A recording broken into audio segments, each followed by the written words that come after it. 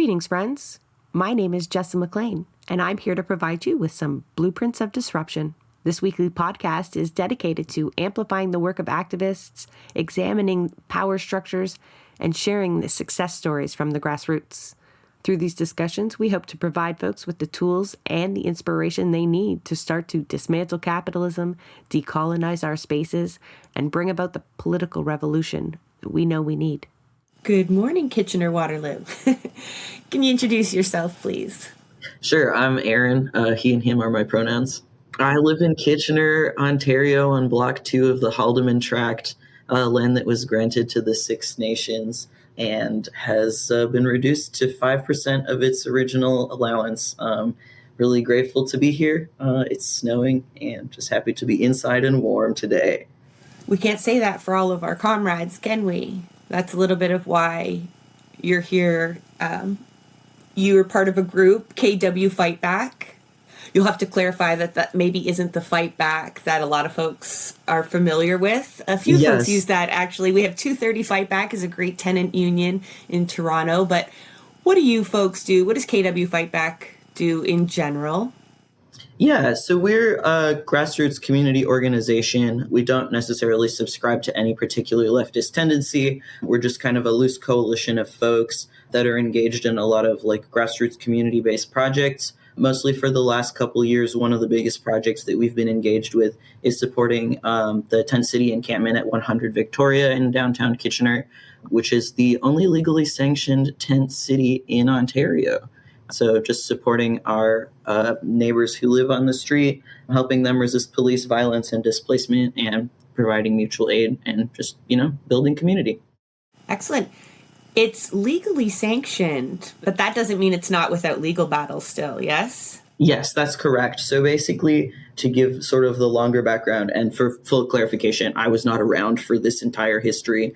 So some of this is secondhand on my part. But essentially, this encampment was created after another encampment was destroyed in the large park that was here in downtown Kitchener. And then in 2023, basically Waterloo Community Legal Services, as well as some of the folks who were defending it at the time, were able to go to a provincial court and receive a decision from Justice Valente that the region, which was the property owner and the entity responsible for providing housing at the same time, which is kind of key to the litigation, was deemed not to be entitled to evict people from this specific area of public land because the rest of Kitchener is covered by a public camping criminalization bylaw. So they were told that this particular location, because they don't have enough housing for everybody, I think I have the numbers elsewhere if we want to get into it, but essentially there's 350 shelter beds and almost 2,500 unhoused people in Waterloo region, which is Kitchener, Waterloo, and Cambridge. And so basically it was decided by Justice Valente, by the provincial court, that the region was not entitled to evict people from this location until they could show that they were actually able to provide housing as they're required to by the charter. And so that means that since 2023, this encampment has essentially been legally protected. We have a court order saying that they're not allowed to evict people. They're not allowed to prevent people from setting up all this type of stuff. And then the exciting and new legal developments are that last year, the region tried to pass a site-specific bylaw specifically for this location, and we have ended up in litigation against them once again. And in my opinion, and it seemed at least initially from some of the questions that the justice was asking at the original hearing, after which they granted a temporary injunction, meaning basically until the legal decision is finalized, the region is not entitled to evict anybody. And when they did that, they were asking a lot of questions about how is this bylaw any different? How is this any different than the decision that we just made? So I hope that means that they will tend to decide in our favor. But unfortunately, we gotta keep waiting a couple months to find out, keep sort of having the proceedings get kicked down the road. So I was trying to do a little bit of my research. To my understanding, you don't have a next court date. But they are trying to evict people by April. And the justification that they're using is they want to use that area as some sort of construction for a transit facility. Am I right? Is that correct? Yeah, so basically, Kitchener technically has a GO station. It's not great. It's really quite a struggle to get into Toronto. So with this, I do sympathize. And basically, they have been trying to create a new GO station that's A, closer to downtown Kitchener, and B, much larger. And that is not the site of the encampment. 100 Victoria, like the proposed site of the GO station is at Victoria and King Street, which is about 3 blocks south of the encampment. But what they want is to have the location that the encampment is at be, I think they call it like lay down or something. Like a staging area for vehicles and equipment. Yeah, so it's just an empty gravel lot basically. And they want to be able to put all the stuff down. But there's like several things that are strange about this. First of all, there's several pieces of region-owned land within a few blocks of the location of this proposed GO station, which they also could have used. And also, we, the residents, the public at large, have repeatedly requested that the region simply designate another location where people can instead set up camps and be protected in doing so. And everyone would happily move. They don't like that idea? They don't like that idea, no. So basically, one of the reasons the litigation has kept being delayed is that originally, I believe the hearing was supposed to be in November or something like this. And then the region announced that they were willing to undergo mediation. And basically, because we, like I personally and Fightback are not parties to the litigation. I'm a witness in the litigation. Who is, when you say we were in litigation, I assumed you were. So who does do that job of launching a court challenge to prevent the municipality or the region from doing whatever they want? The litigation is on behalf of encampment residents. So certain encampment residents are named petitioners in the court case, and it's being done by Waterloo Community Legal Services. They're amazing, and they were also the lawyers in the first round of litigation. But yeah, so basically in I was writing down their names. Sorry. No worries at all. Yeah, so basically in the fall, the region approached Waterloo Community Legal Services and said, we'll go through mediation with you folks. And basically all the residents who were involved with the litigation, all of the community members tangential to it, were like, great, we have 2 things that we would be happy to receive out of mediation. You can either decriminalize public camping on all public land or designate a couple of public sites that people can go to. Like in my world, there are a lot of things that would be really great to have. I would love a site where there's running water. I would love a site where there's electricity. I would love a site where there's an indoor location. There are places like this near downtown Kitchener that are owned by the government. I would love a place where there's like grass and trees. Like nobody actually likes where it is because it's at a very busy intersection and it's in a location where there's just like a high degree of confrontation with passing motorists and stuff like this simply because of its location. Like, and the region keeps trying to frame it as if like, we Fightback are like agitators that are like trying to make it, so, we're defending this site because we just want to prove a point and we're just like evil Antifa or whatever. And it's like, we are perfectly happy with any solution that allows all of our neighbors to be safe and housed in a low barrier way. It's just that all of the structures that exist are A, insufficient, and B, extremely punitive in ways that are very predictably discriminatory against our relatives. I noted that because we're definitely going to get into the carceral aspect of most solutions to homelessness. It makes me irate, though, like when a state actor needs to expropriate land, like they pay landowners, right? Like it's just kind of a given. It's not sometimes super fair. People don't like to be displaced, but like it's a given that there would be some sort of compensation. And just the fact that like these folks are just mere objects to the equation to be moved. And I know I'm not blaming you for offering these types of solutions. I know you want housing. You are trying to make a point. It's not the point that they think you're trying to make, like you're defending some gravel land. It's a concept that we will get into. But the idea that they couldn't then just provide some sort of actual shelter, housing for these people to then just forever have whatever piece of land they need across the city to have a staging area, right? Because everybody would have somewhere to go. But none of these reasons, right? The transport hub, the certain location, none of it is really what the problem is, right? Why don't they want an encampment? Yeah, and to your point, even about expropriating, like what is happening here is a land purchase. Metro Links is buying the site from the regional government, and so they could quite easily be like, oh, okay, we're gonna set aside like $200,000, which is a trivial amount of money to the region, to buy out the residents. Like I'm sure that $10,000 a piece would get each of these people very far, but they're not willing to do that. Yeah, or to work any kind of housing into this massive project when there's a clear need. Yeah. It's maddening, but I think once you point out these hypocrisies, then we're left with, then why? Yeah. Like, why is the region doing this? Why are all these actors doing what they're doing? Do you have a theory?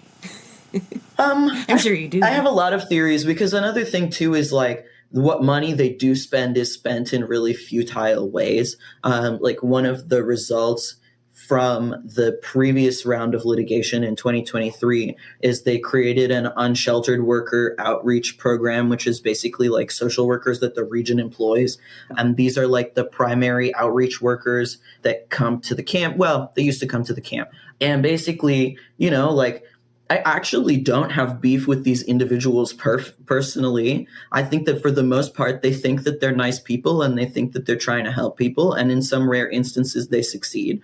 But basically, like, they are individuals who are paid by the region. They actually just were hiring. So I've learned that they get paid $100,000 plus each by the region. Again, wonder how better that money could be spent. And they're, professional, overwhelmingly white women who come to the site and discuss with the residents about potentially getting them services, whether it's like getting them into shelter, of which, again, the ratio is 5-to-1 unhoused people to shelter beds in the area, or in the last few months, they've been engaged in purchasing motel stays for people, but the motel stays are short and indefinite term. So anecdotally, from the people who stay there, we know that most people have been told they can't expect to stay there beyond March or April, which is A, the springtime, but B, the predicted date of the litigation. And I can't say that this was intentional because I don't know inside their minds, but I can tell you that every resident that I know to be a named participant in the litigation was offered a motel bed first. And they also overwhelmingly offer these motel beds to white people. Like, as far as I know, like out of maybe like basically none of the original white residents of the encampment when I started coming around in like 2024 winter are still around, but all of the black residents of the encampment are still around. The only black person I know of who has been offered a motel bed is married to a white man. And basically, like, I think that this is like deliberately part of the structure. They're trying to say that like their programming is successful. We're moving people out. Like every time that the region goes before the judge, they're always saying like nobody of the original residents stays at the encampment anymore. And that's from like, first of all, a fundamental misunderstanding of how homelessness works. But also they showed up when they were going to pass this new site-specific bylaw in April of 2025. They showed up on one day for a couple of hours, took down the names of everybody they could talk to at that one instance, and said these 30 people are the residents of the encampment. Even though at the time I can tell you that there were 50 people staying there. And also, like, those people are the residents of the encampment on that day. Is naturally a changing thing. And as long as there is not enough, like, because the original court decision does not apply to the people, like the 2023 court decision does not apply to the people who stayed there at the time. It applies to every unhoused person in Waterloo region. And so they deliberately have tried to limit the scope of who they are considering to be essentially like a deserving recipient of the services. And they're targeting those people. And then basically anyone who's not a deserving recipient of those services, whether because they're black or because they weren't on their original list, is just subject to being kicked out and in many cases incarceration. One of the big like drivers of that is that since the site-specific bylaw was passed, so like before the site-specific bylaw was passed, the region employed Barber Collins Security, which is a private security company, to have security guards like essentially in the parking lot next to the encampment most of the time. And then every couple hours they would like walk through and patrol. And during that time, I had like a passingly polite relationship with these individuals. But basically, once the site-specific bylaw was announced, they moved security onto the site. So they are constantly inside their vehicle on the site watching everybody. And the security guards, there's like intense hostility between them and the residents. There's like particularly like numerous of the security guards, but one of them in particular really weaponize like calling police or calling ambulance on people. So there's been lots of instances where someone is like, like a fight happens, or like someone like seems like they're non-responsive for a minute, and then security calls an ambulance for the person. And then like I've witnessed instances where the person was so severely triggered by the sight of emergency services that they like freaked out and started screaming and like throwing things, and I had to like pull them aside and calm them down. And then there's been other instances where like allegedly I was not personally there, but according to several people who were there was like individual who stays at the camp for a long time, who I know to be an incredibly nice man, who happens to be a black man. He was like putting his pants on as he walked through the encampment. And so he was like holding his belt, like it was just in his hand. And the security guard was like, he threatened me with his belt, and he subsequently went to prison for several months as a consequence of threatening the security guard with his belt. And I know of at least 2 occasions where this has happened involving this particular security guard.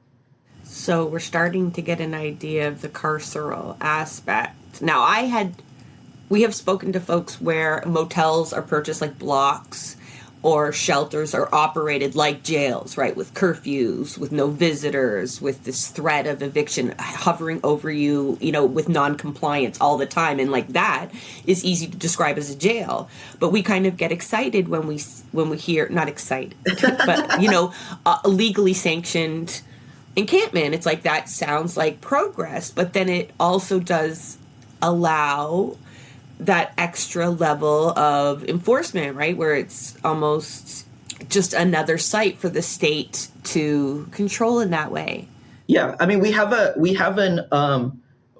site here in the region called A Better Tent City, which in my opinion is a concentration camp. I also have experienced similar sites in British Columbia, which in my opinion are simply concentration camps for homeless people. They're just shipping containers in, the one here is out by the dump. It's not next to any services. There's no ins and outs. There's no visitors. You can't even have overnight visitor if they're your partner. Someone died last winter because of that, because he needed life-saving medical care and there was no trained staff. The region bragged about building this. We covered that, right? And we were like, this looks horrific. Yeah. It was nowhere near transit, and it had. So how did that turn out?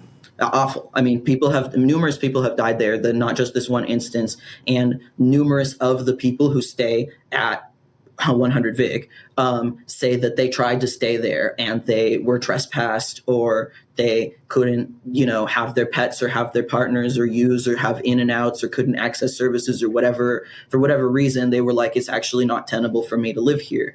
And so they chose not to. And the thing also is like, I want to make it abundantly clear that the level of, like security presence, police presence, constructive evictions that the region has engaged in have continued to escalate since the region passed the site-specific bylaw, despite the injunction. Because prior to the site-specific bylaw, security was not present. The level of criminalization was much less. At least one person that I know of has been trespassed from the site. Actually, I think maybe 2 people that I know of have been trespassed from the site by the region, which they're still entitled to do under their bylaw if the person is, I can't remember the exact wording, but like engaged in disruptive behavior, which like, it's a fucking homeless encampment. Like people, like, I'm sorry, people are crazy here. Like that's intrinsic. Like, just don't worry about it. It's an excuse to then criminalize, right? To say, see, you don't want this in your city either, right? They've also increasingly been doing that to the few services that they do provide. So previously I said the social workers used to come. They used to come when the litigation was active before this injunction, like over the summer. They would come like 2 and 3 days a week, and they would try to talk to people. And then the region, due to us basically putting pressure on them, has like very minimal porta potty servicing and very minimal garbage servicing, which in and of itself was like, this is such a digression, but like a huge battle, because they were using the garbage servicing as a way basically to like take space back from the residents by putting way too many dumpsters on site and forcing people to move their tents every time they were trying to clear the garbage. And basically the region has increasingly militarized this process. So now like every Thursday, the region facility staff come. It's the only time the toilets get serviced. It's the only time the garbage gets picked up. It's the only time anything gets salted, even though it's been the snowiest winter on record out here. And they bring police with them every single time, because allegedly the porta potty truck man was maced by somebody once, which like, I've been going to the encampment for like a year and a half. Like, I've gotten into arguments with people. Like, people have really gotten mad at me, and like, no one has ever physically threatened me. And like, this is going to be audio. I have a deep voice, but I'm literally 5 feet tall. Like, I'm not a physically imposing person, and I have never felt afraid for my safety there. And now the social workers also claim that they feel afraid for their safety when they're on site. And so now they always show up with police. And so, this also contributes to the criminalization, because they show up on a Thursday when all of the disruptions are happening. And, this incident happened 3 weeks ago where this gentleman, he was freshly released from incarceration because the security guard claimed that he was threatening him, even though he alleges that he was not. He went to prison for several months. He gets out of prison. He's freshly back. The social worker walks up to him with a cop behind her and is like, "Hey, bud, how's it going? I haven't seen you in a while. How you been?" And so he, quite understandably, crashes the fuck out. He's like, "What do you mean, how have I been? How do you think I've been? I'm fucking homeless and I just got out of prison." And he's like yelling at her, and he's like, just like, "Oh, we can try to get you services, like blah, blah, blah." And like, she's, trying to do her like white woman social worker voice. And the whole time the cop is like edging up behind her, like closer and closer. And I'm like trying to stand in front of the cop, like, "Please back up. You're just making him more stressed out." And then the cop, who herself is a white woman, was like, "I don't understand. I have a right to be here. I'm a member of the public too." And I'm like, "You're harassing this man in his home, and he's freaking out because you people are just using this as an opportunity to send him back to prison." Like, that's what this actually is, right? And he quite, like, honestly, kudos to him. He was like, y'all keep talking about these motel rooms and it's just bullshit. Like, it's motel rooms for the white people and Maplehurst for the rest of us. And like, she was just gobsmacked. Like, she was like, "Ah," and then she just like kind of walked away. And then the cop kept trying to approach, and I was just like, "Leave him alone. He didn't do anything. There's no reason for you to be here." And she's like, "I have a right to be here." And it's like, "No, you don't. It's his house." Maybe you can't say it, but I can. Like, any social worker that shows up in a homeless encampment with cops is not fucking good people. That's what I'm saying. Like, they've got the knowledge and experience to know how triggering that is, what kind of power imbalance that creates, right? In that kind of circumstances, that's just collecting a paycheck. That makes me really mad. I mean, it is horrifying, and that I get to that and I go, what the fuck do you do about all these? Are so many little battles. Like, I'm talking like the dumpster battle, the social workers behaving. It's such bad faith. The garbage, like the toilet cleanup, the trespassing, even though they shouldn't be, the legal cases. Aaron, this is a lot. Like, how are you... It's like a two-part question. One, how are you all coping with this kind of battle? It shouldn't be this hard to just take care of our unhoused members of our community, right? Like, that should be like a mutual aid network, right? Like, we can do that. We can live as a community, and then we can figure out housing.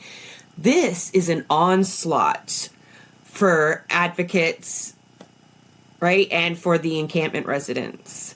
How y'all coping with that?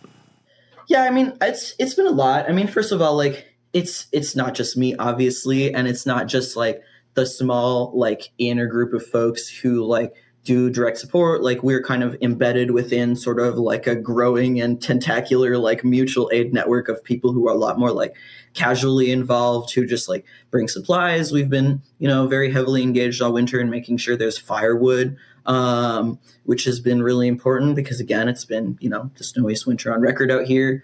But honestly, like it's not been the most fun. I'm not going to lie to you. It's been a pretty stressful time. I think that something that's really important to me about it is like, I first of all like value tremendously the symbolic importance of a space like this, not just for the people who stay there, not just for the region who knows that they have to continue to deal with us, but also for other people who try to do this kind of work. Because I've tried to do this kind of work elsewhere in worse situations where it's like, that this person has set up a tent and they're going to be moved tonight. They're going to be moved tonight every single night. At least in this situation, like people have full-blown cabins. Like one of the cabins there has a kitchen and 3 bedrooms, like defending people's right to have like an actual place to stay. It's not perfect. Sometimes there's violence. There's a lot of theft because people live among each other in poverty, but at least it's a place that they have control over to a certain extent and can actually stay in. And like, honestly, like the company of the residents is what keeps me going. Like, I say all this shit and we're like fighting and stuff, but like most of the time when I go there, I just like show up, start a campfire, and then just like smoke joints with the residents until my shift is over. We just like hang out and talk. And that's the part that's really like enriching and healing about this kind of work to me is like, the folks who stay there are awesome. They're just really nice people. They have so much more sense of like, again, not that there's no conflict, but to me, actually, the conflict is a sign of health. Because I see people who stay at the encampment like really fight each other. Like I'm talking like screaming, I'm talking like fisticuffs. And then like the next day they'll be like, oh, this is my brother. Like here, please. Like this is my last cigarette. Please have it. Like, like people have genuine real conflict with each other and then genuinely resolve it, which is something that for me as an abolitionist is just like a dream to witness in real life. And to understand that like all of these structures that people think are required to have society are actually in the way of real human society. And it's the people that live with the least structure that have what I think of as the closest to real human society. Community, even if it's created here by necessity for survival, it's an alternate model of living, right? That's mostly sustained outside of the capitalist system and has even been able to exist despite the onslaught, from the capitalist system. And that's incredible, especially when we're trying to find alternative ways, right, to live. No, we don't want people to be without shelter. But I think that's what you're getting at with the symbolic nature of the encampment, because, I'm sure you're faced with a lot of the question, so you want people living in encampments? Is that you're trying to protect this kind of living, right? This kind of harsh, even though you describe community and a lot of humanity, these are harsh living conditions that people probably mostly would rather not have to try to survive every day. What is your answer to that? Yeah, I mean, like, as someone who has not always lived here, as someone who has lived both outside of Canada and outside of North America, like, it is evident to me that, like, capitalism is collapsing and that increasing numbers of people here and everywhere else in the world are finding themselves already in these situations of precarity. I am not the person who is putting someone in a position where they have to stay there. I am just the person who shows up when they stay there the first night. And I'm like, here's a tent, here's a sleeping bag. I'll come check on you in the morning and make sure you're okay. And to be clear, not just me, like we, the people, but I'm not putting the person in the position where they couldn't make their rent, where they got kicked out by their abusive parent because they're trans, because they're a Sudanese refugee, because, the UAE and Saudi Arabia are having a proxy war in their country and they ended up here. Like, so many of the people who stay at the encampment are refugees, are queer, are trans, are disabled. And it's like, I want the world where they all can be safe and housed and enjoy a middle class life like I do, but that's not the world that we live in. And I simply want them to have the best experience that they can have when they're in this situation, with the understanding that increasing numbers of people over the coming decades will end up in that situation, until eventually it'll probably be all of us. And so let's hope we figured out like how to do it, how to navigate through that. But I think the sense of community that it builds is part of the key there. Yeah. And for me, I relate a lot to a lot of anarchist theory, and I think of what we're doing as sort of like dual power building, in the sense of like these other structures are collapsing, and that's kind of an over here problem, but in the meantime we have like our little area over here that we can build a structure in that can be stable, that can do the work. And like this structure over here doesn't even need to fully collapse for this structure to start like building, expanding, taking the people who are leaving anyway, and like making something good, so that, whatever happens over here with the big structure, we're kind of like, if it falls apart, great, we're here, everyone can come to us. Otherwise, like, we have a better thing going here on this side anyway. Imagine that. I think that would, for me, it's a moment to realize that, yeah, we're over here, they can come to us. That statement that like that alternative way of living that we've looked down upon and demonized and or even like felt bad for, could actually hold a lot of the secrets to this inevitable transition that we're going to go through, that a lot of us are trying to resist, right? Especially like shit libs, right? They see the decline, but they're like, no, we're going to salvage some of this. And like that will be a rude awakening when they do end up, in that moment of crisis. And I think there's some irony there.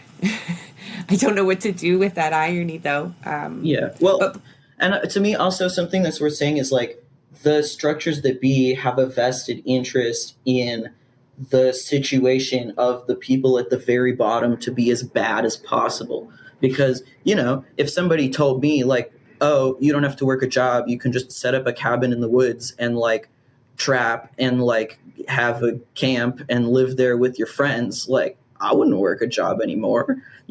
They want you to see that the homeless person on the street has to sleep on a sewer grate to stay warm every night and can't set up a structure, so that you can be like, oh shit, guess I better work at Tim Hortons then. Like that is necessary. Like part of what you're saying, like, why are they doing this? They don't consciously know that, but that's part of it, right? They don't want people to be able to drive past and be like, oh, like, I don't know, these homeless people, like they got cabins, they seem to be chilling, people bring them food. Like I could do that. That's probably better than staying with my abusive parents, right?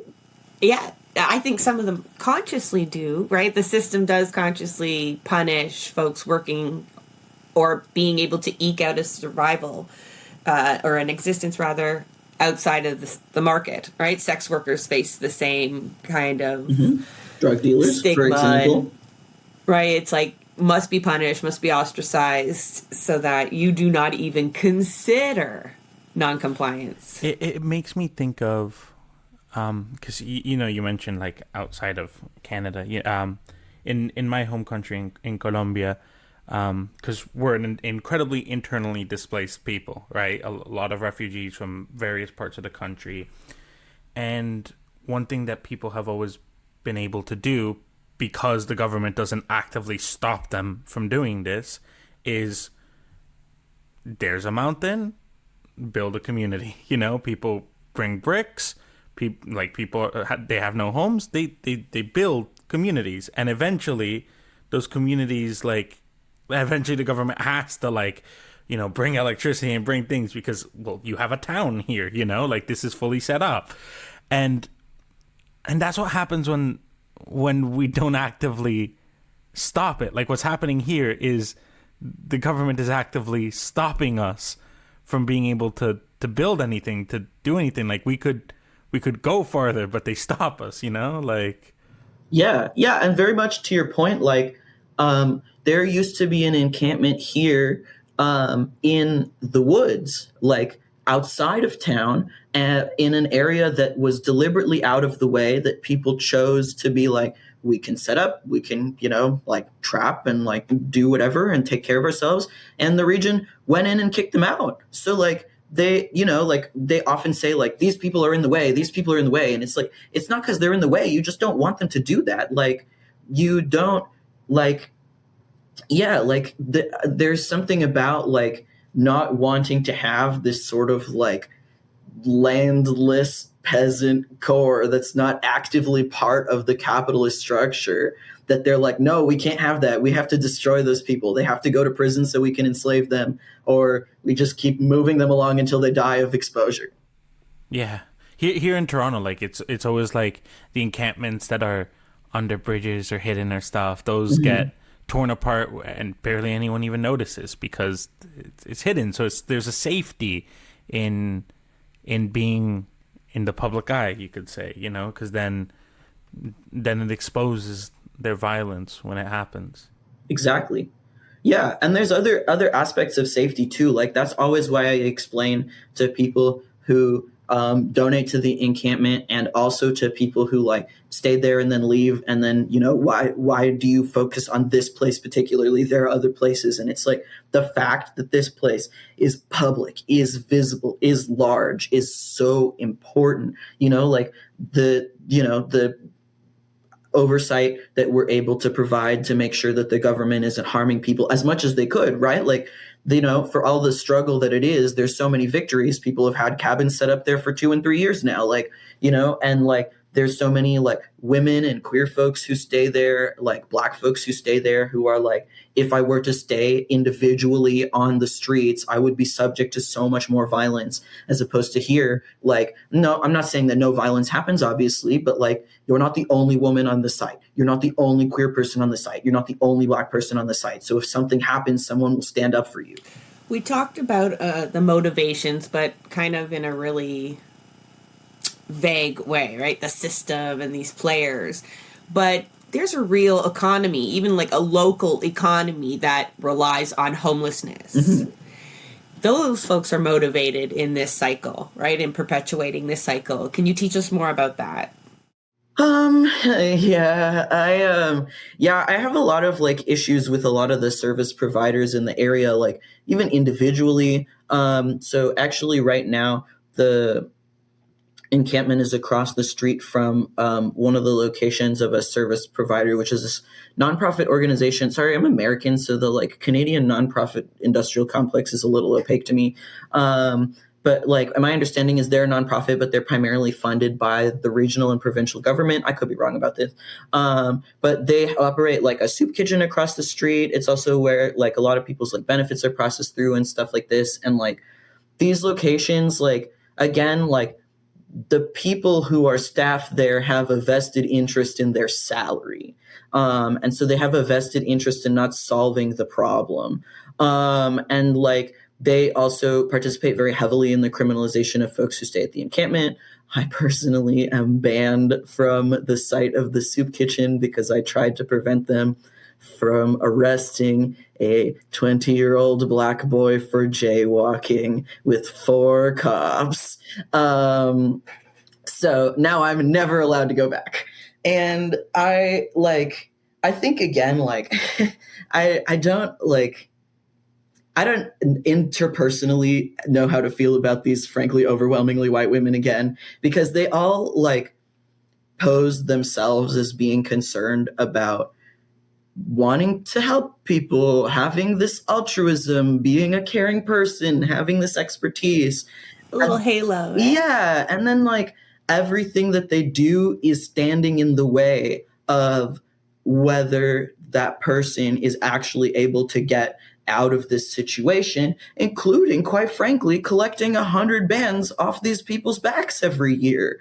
Like that money, like quite directly, if you just disseminated that 100 bands to the people who stay there, it would have a measurably better impact than paying this woman to come once a week. Like, and I think that like, I have to assume that there's a level of cognitive dissonance happening, because I can't imagine that a person like would keep telling themselves, I'm a good person, as they're like calling the cops on these people as they're like twiddling their thumbs while this person freezes to death. Like, because otherwise it's like, okay, I guess you're just my enemy and you're evil, you know? You gotta hope that there's a way to reach those kinds of people, because like some of them are spending their energy in what they think is a good cause, right? So as opposed to being a NIMBY, right? Yeah.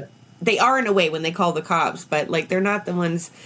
Like we got folks like will picket an encampment, right? That will just petition their counselors to all ends of the earth to get rid of whatever home folks have.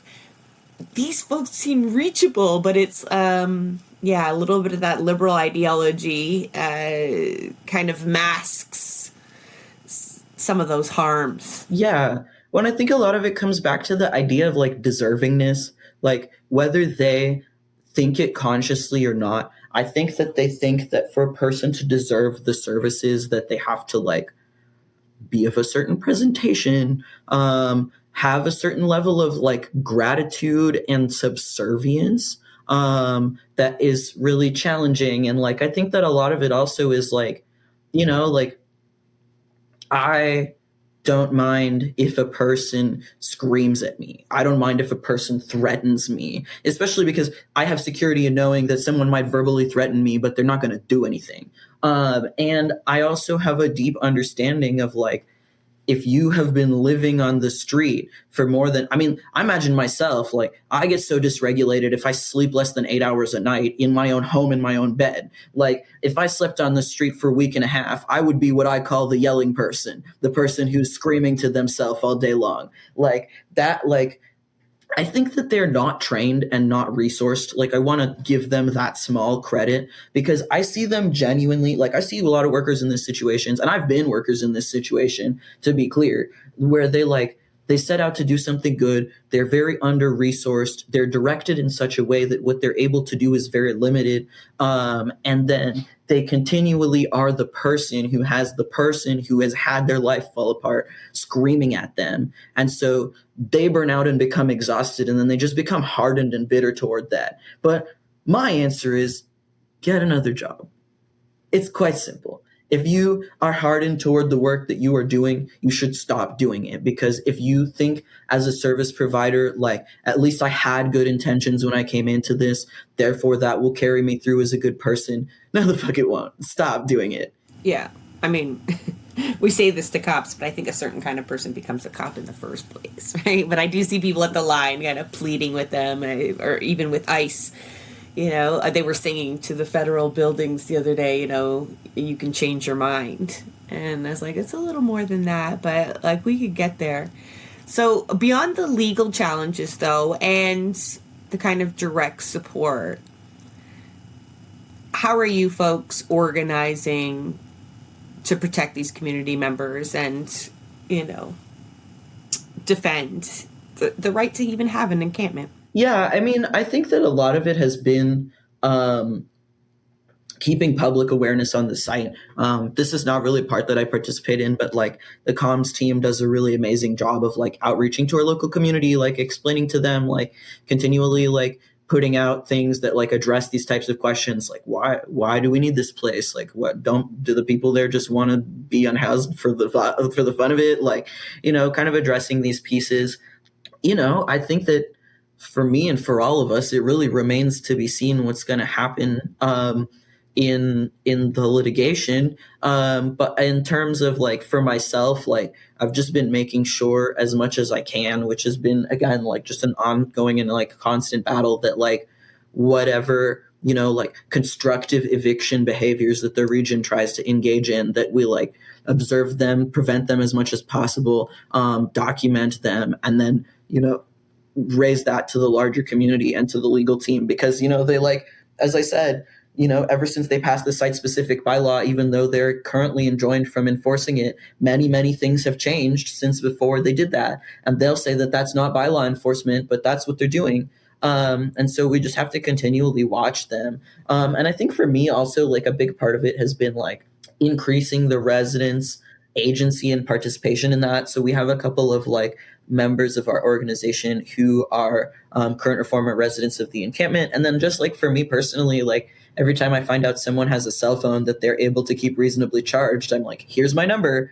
I'll text you when I'm going to come, and like, you please text me if you need anything. And like, now I have like 6 or 7 of them who can text me. So at any time I can be like, hey, is XYZ on the site? Like, can you go check for me or whatever? And like, I think that, you know, like the thing about mutual aid is that it has to become mutual eventually, right? Like, you know, we all start from this position where obviously like things are unequal and the provision of aid will be one way for a while, but like it's not about becoming transactional, but it's about gaining a sense of mutual responsibility for one another. And so, you know, for example, like yesterday I wasn't feeling so hot and it was the garbage day, and I usually show up and make sure that the region workers don't like steal propane tanks from people because they do that all the fucking time.